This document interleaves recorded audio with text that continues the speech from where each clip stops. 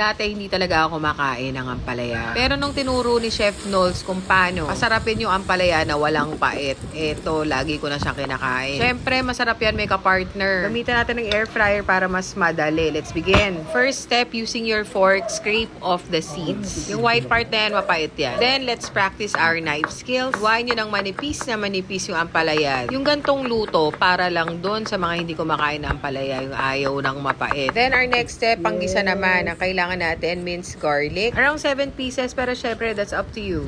Then, 1 medium slice onion. Then, ganito, tatanggalin na natin yung pait ng ampalaya. Isang dakot ng asin. Ibamasa nyo, ikakalat, piga-pigain yung ampalaya. Ibabad ng 5 minutes, then rinse nyo 3 times. Then, drain and set aside, magisa na tayo. First, saute the garlic until brown, and then sunod mo na yung sibuyas. Once translucent, you may go ahead and add your meat. Ang gamit ko dito, ground pork. That's 250 grams. Then, saute until brown, tapos lagay mo na yung ampalaya. Saute mo lang mabuti, then add your pork cube.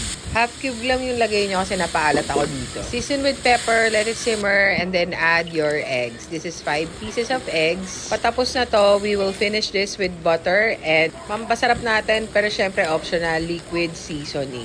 And that's it. Nakagawa ka na lang napakasarap na ampalaya con carne. Grabe yan. Gawin na natin yung chicken. Isang dakot ulit ng asin, i-massage nyo all over the chicken hanggang dun sa loob niya. Then you will add 10 pieces of squeezed calamansi juice hanggang loob, masahihin nyo yan. Toyo, nasa around 1/4 cup yan. Imamassage nyo dun sa chicken. Don't forget hanggang loob Then, ground black pepper. Marinate for 1 to 2 hours. Balik-balik ta rin nyo. Then, salang nyo na sa air fryer, 175 degrees Celsius. For 60 minutes, balik ta rin nyo in between.